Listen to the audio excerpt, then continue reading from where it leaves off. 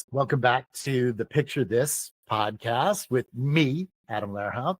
And today we have the great pleasure of speaking with the only illustrator that I told Simon & Schuster I wanted for my first book. And I did not get him for that book, but they did get him for my next one. He is a long distance runner, which is something I can't fathom. I want to welcome Scott Magoon. Thanks, Adam. Thanks so much. I don't know if I realized that I was your first choice for another book. It rings some bell, but thank you.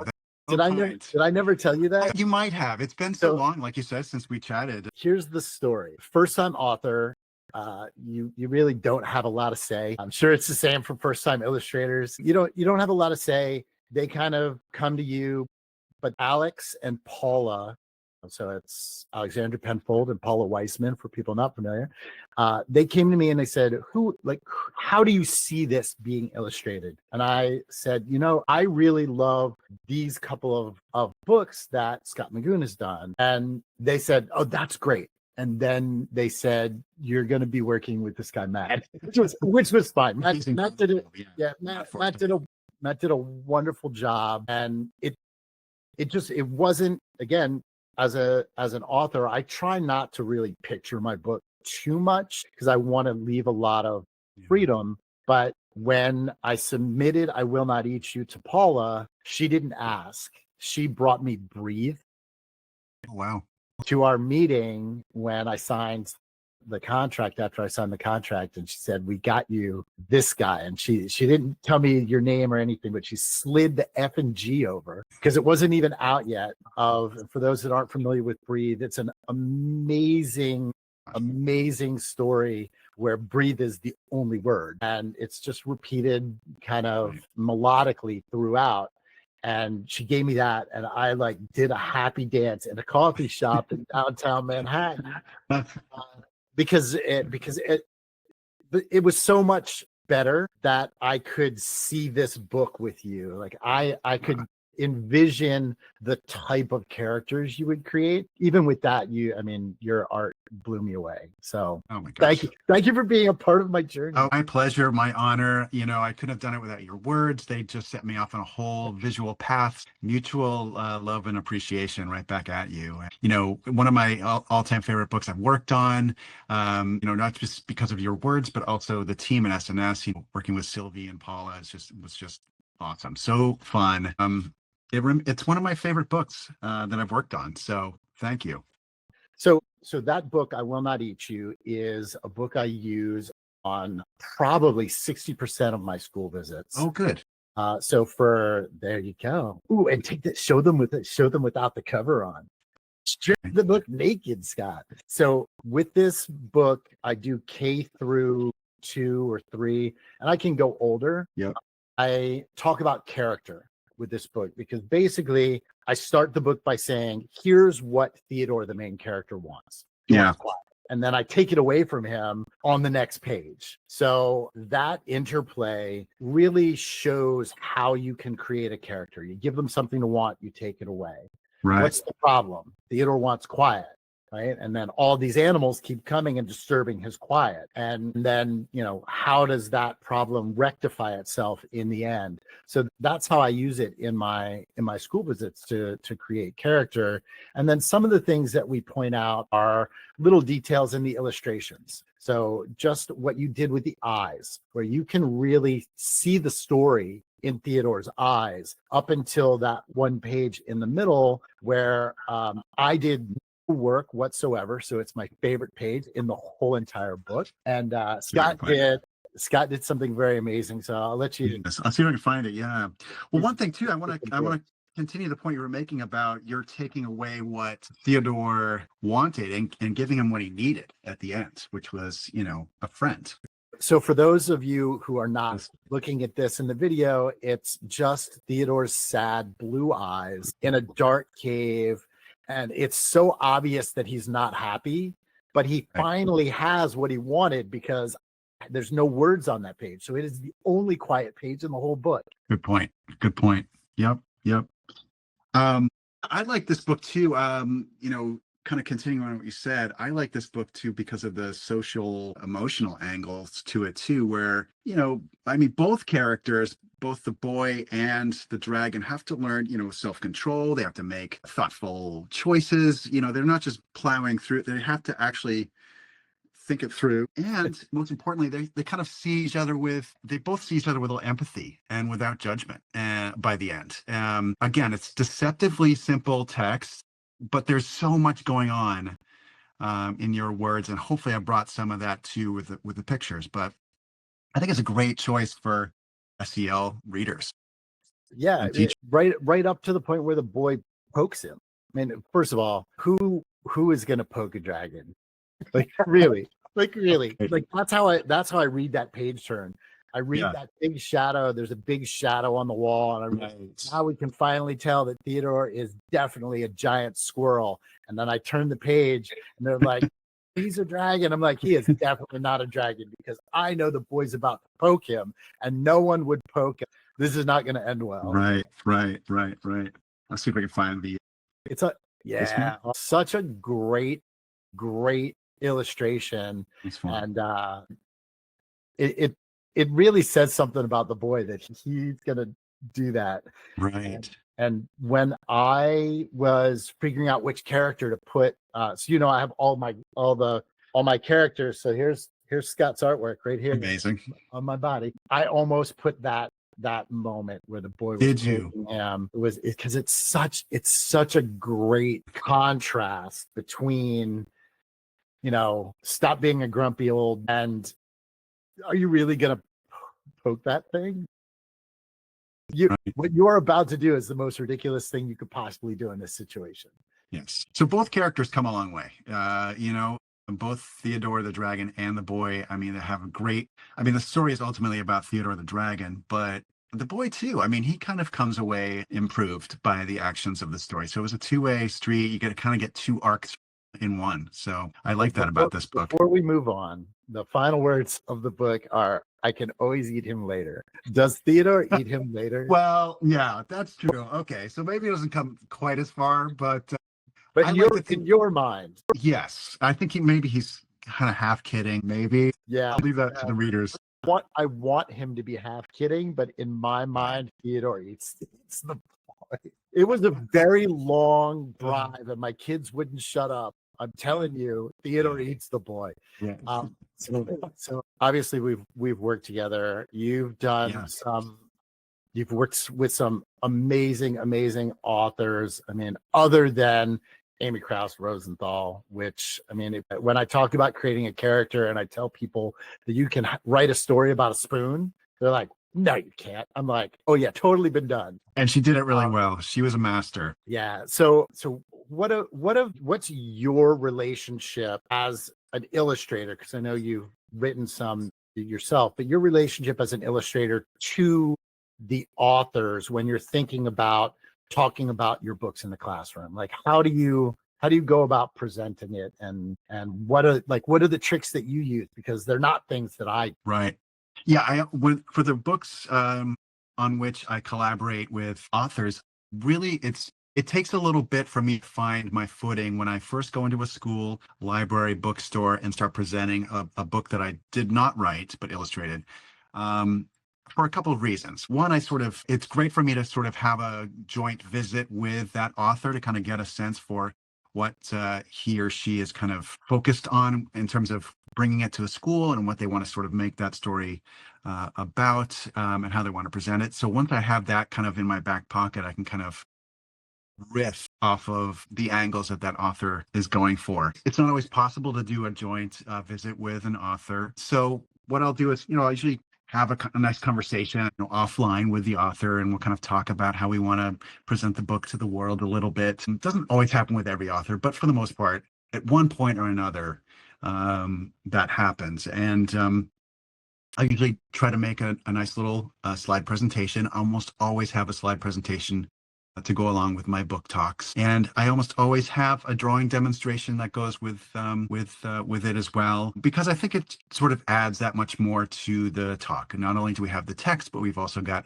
here's how I make the drawings, here's the actual making of the book, and I just try to have fun with it. I try to sort of bring the author's words to life as much as I can when I read the book out loud to students or patrons, library patrons, what have you. Sometimes it's really helpful for me to hear an author read their book out loud, because then I can kind of pick up on emphasis on certain words or phrases, a dramatic pause for humor, that kind of stuff. So I try to follow the author's lead as much as possible, honoring all of the thought and work that they've put into a manuscript. It's not always possible, but I sure love doing that. And that's a fun exercise that can be brought into the classroom too, where maybe the librarian or the teacher reads the story or takes the text of the story and performs it for the class without showing them the pictures, and then they get to illustrate the book and kind of do it that way. And then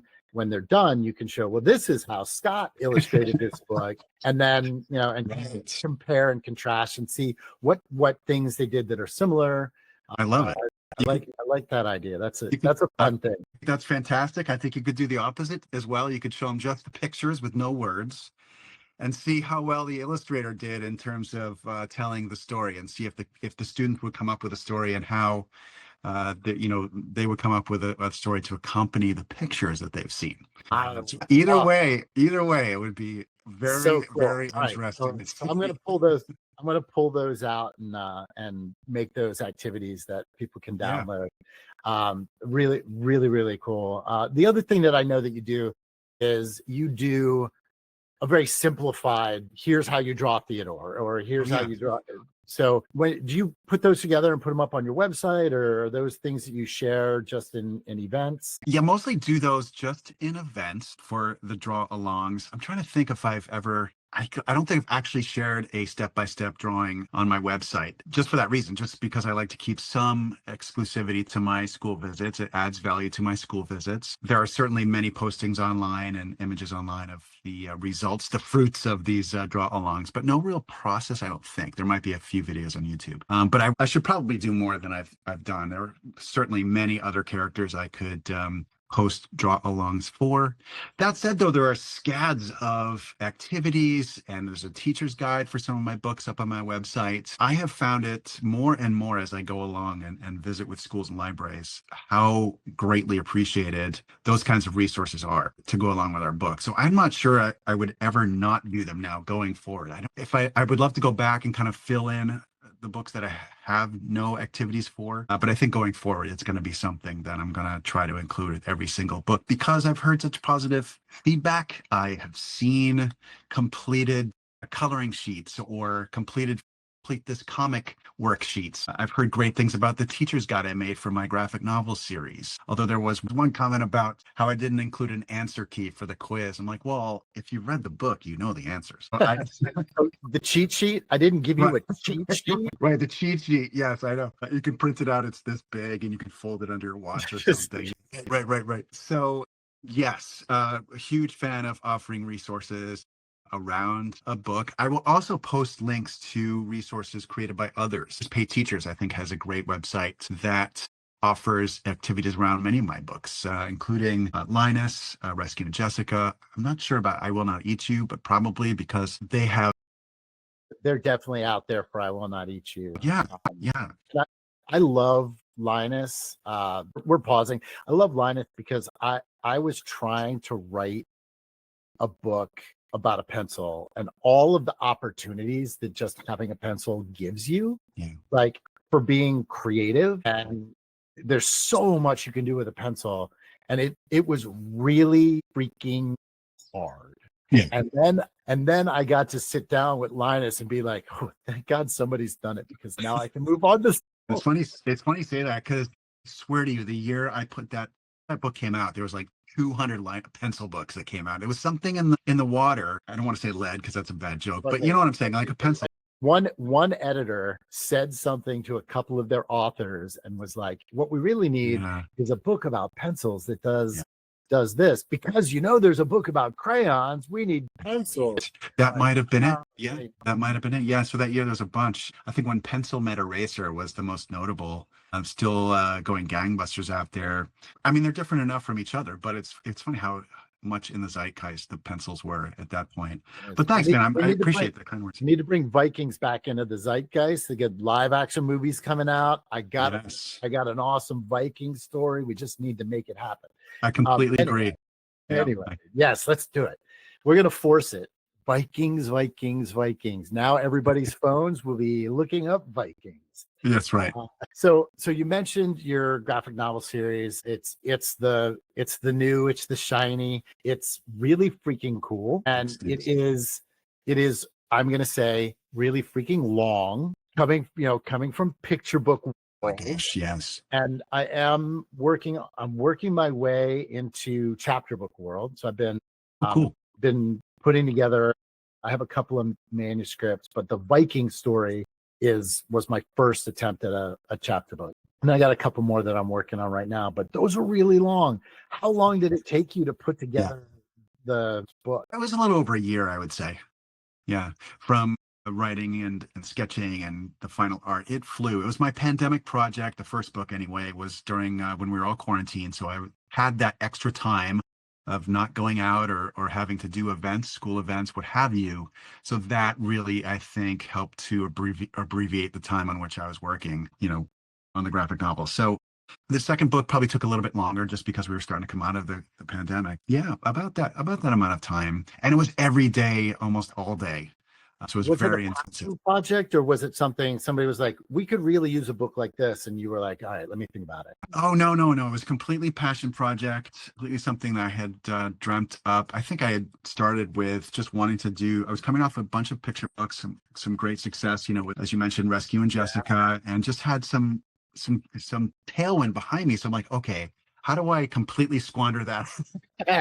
Do anything for a year. How do I not continue the picture book success and sabotage myself and change the genre and my audience completely? Oh yeah, graphic novel. So I started working on those after Abrams was good enough to take on the series. I think it was originally inspired by, any number of things, Star Wars, Johnny Quest, Wizard of Oz, the Aaron Blabey series, the Bad Guys, among many, many others. And they all kind of found their way into this series. I love it. I'm a huge fan of it. I couldn't have done it if I didn't love it because it was so much work. And I might tip my cap to graphic novelists everywhere, authors, illustrators, editors, designers, letterers. Everybody works on those books. They are just Herculean task. I'm so glad I did it. I can't believe I did it. It was so much work, but yeah. Yeah, exactly. It compared to a picture book.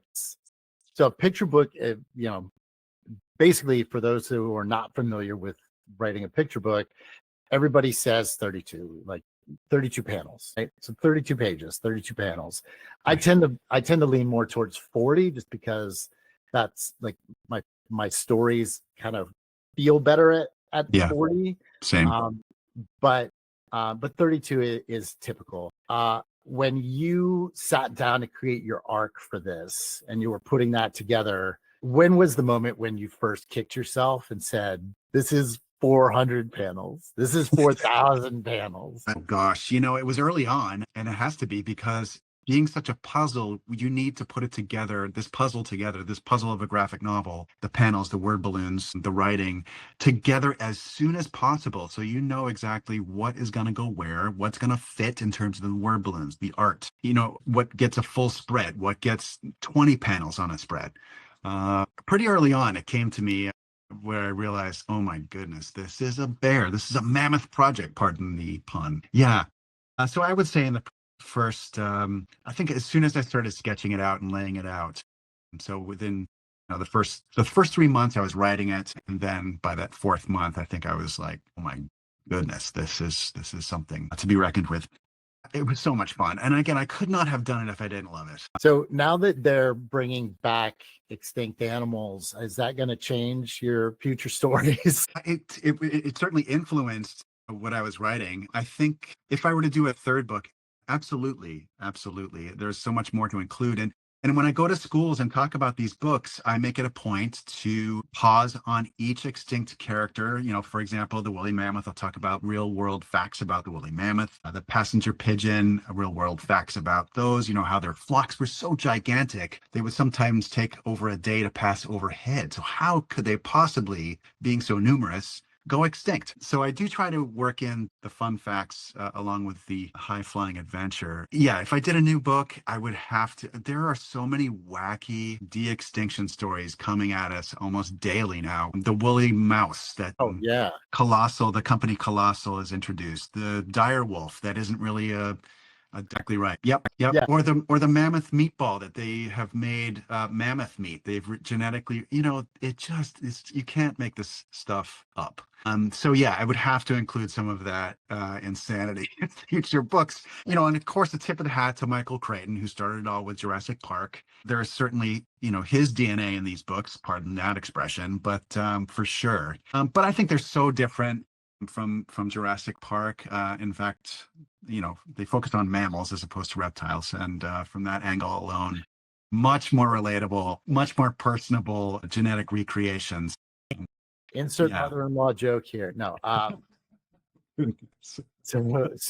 So how are your school visits different with the graphic novel than they are with your picture books? Yeah, they tend to be for older audiences. So I try to go, sometimes I'll do a second grade with the graphic novel, but it's usually third and up.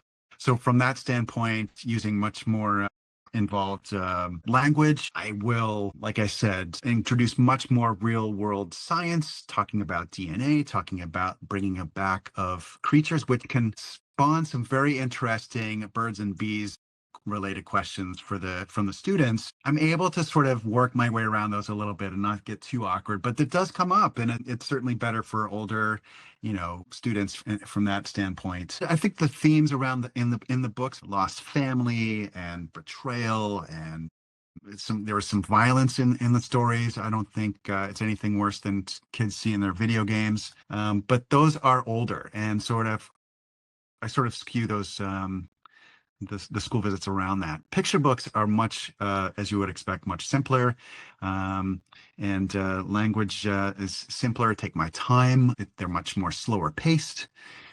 Picture books, you can take a picture book and use that with a sixth grader, seventh grader, For sure. 11th grader, and all of those things just get built and layered upon and layered upon. For sure. I was just wondering how it skews different, and I see in the exercises you can do with graphic novels very similar things to what you can do with a picture book. So if students are really interested in graphic novels, you can take 3 or 4 pages from the book, pull the text out and have them write the story to the images, or pull the images out, leave the text bubbles in, and have them do that. So the same activities that we were talking about doing with a picture book, you can do with graphic novels for students that are more interested in that medium. For sure. And to my earlier point about the teacher's guide, there's so much more I can tease out by way of that teacher's guide, in terms of a glossary, word quiz, a glossary of terms, where to find an extinct creature specimen in the real world. So where you can find a mammoth skeleton.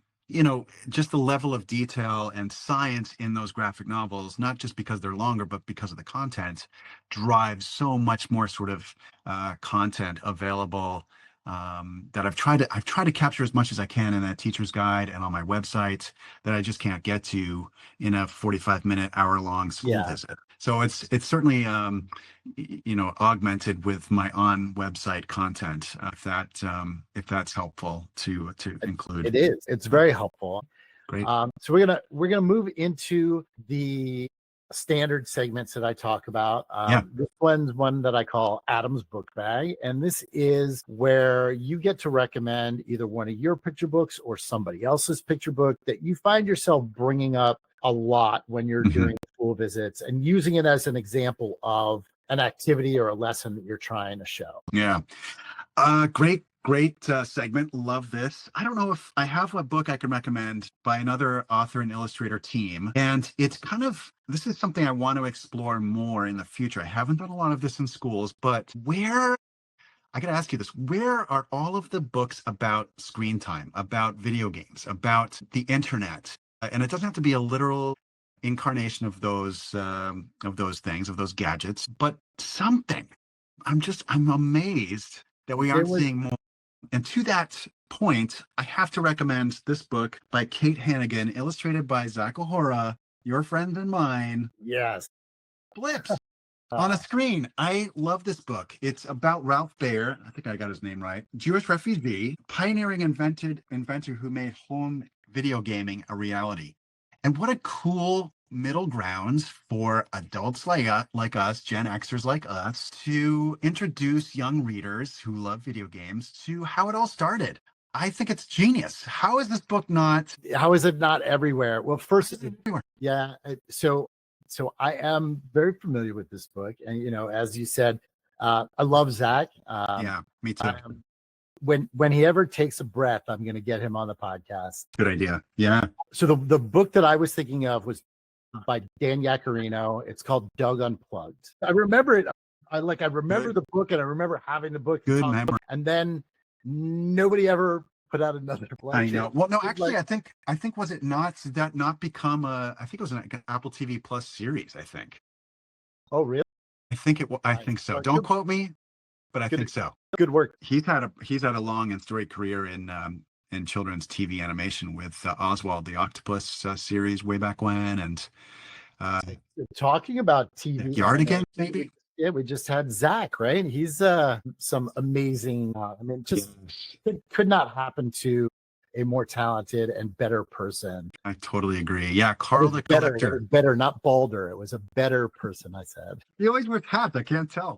No. He is good friends of both of ours, I believe, and the industry. His new PBS series, Carl the Collector, about an autistic raccoon who likes collecting stuff, is just So wonderful. Good, so much heart. room. Just Interesting. That's a great point. just-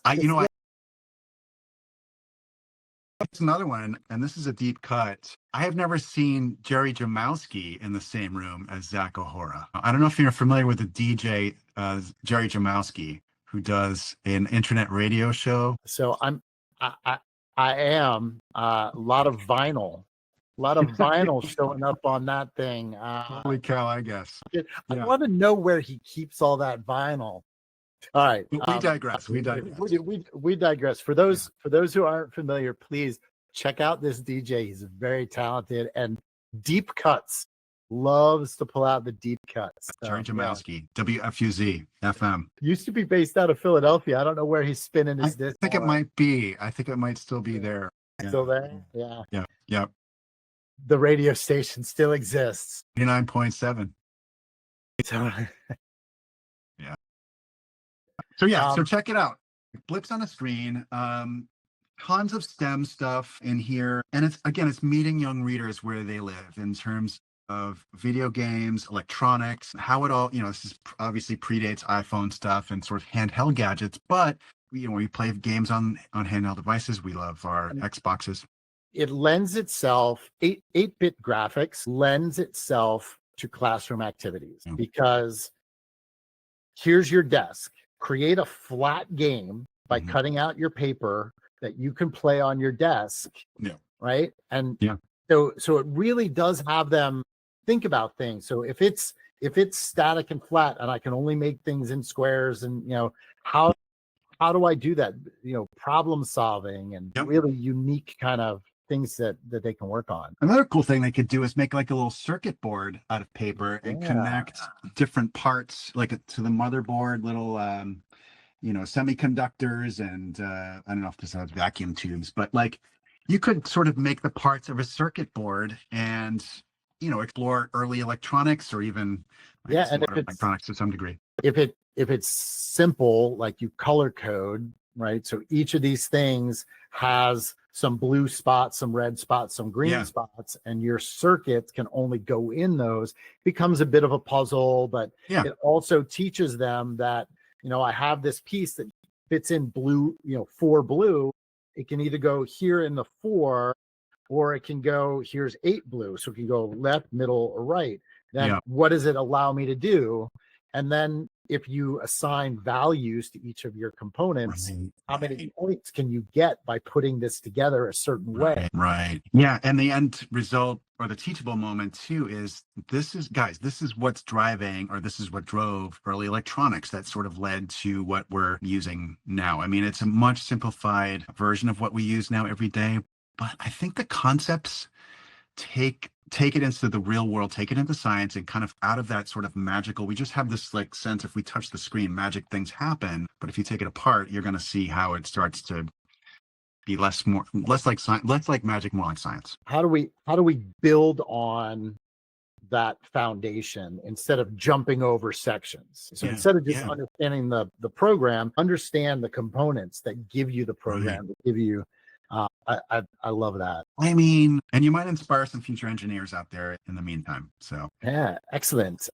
Kudos.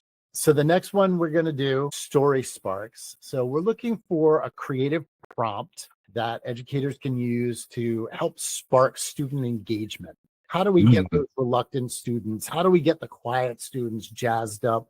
What's a trick that you do, or something that you've seen people do in some of your visits where you go, yeah, I see why these kids love that librarian? Right. Gosh, good one. I think, geez, I don't know if I have a perfect answer for this, but something like Linus, for example, where the story is about being creative, but at the same, okay, let me back up.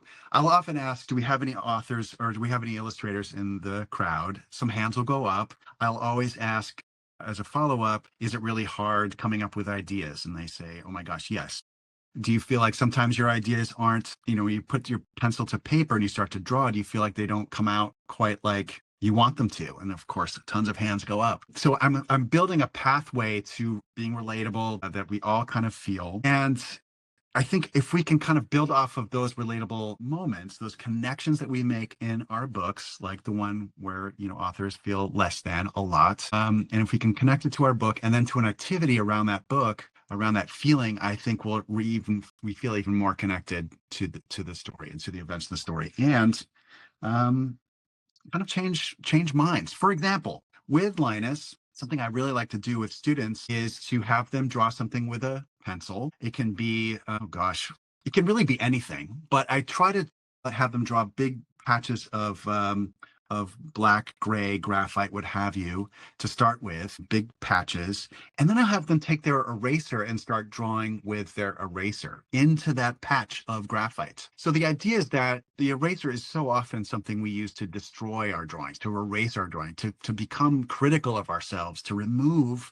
that which we don't want. But if you flip that pencil over, we are flipping expectations, and we are flipping the tool from the lead side of the pencil to the eraser part of the pencil. And we are changing how we are thinking about creating. So we're thinking about that negative, the reductive act, the act of taking away from something we've done, but building at the same time, by adding an eraser line as part of our artwork. We're changing minds. We're kind of changing the way that we look at artwork and the way we criticize ourselves. We're not using the eraser to make it better. We're not using the eraser to remove things to make it better that we don't like. We're actually trying to use the eraser to add things that we like to our drawing. So any way we can use a book to change, obviously it sounds so obvious, but change our perspective a little bit. And then by extension, using an activity around that book, like that reductive drawing activity, I think it's going to send some sparks through some students that in more ways than one. One, we're changing the way people look at using a pencil. We're changing the way people think about creating artwork. I found that to be a great activity around Linus. I don't know if that answers your question.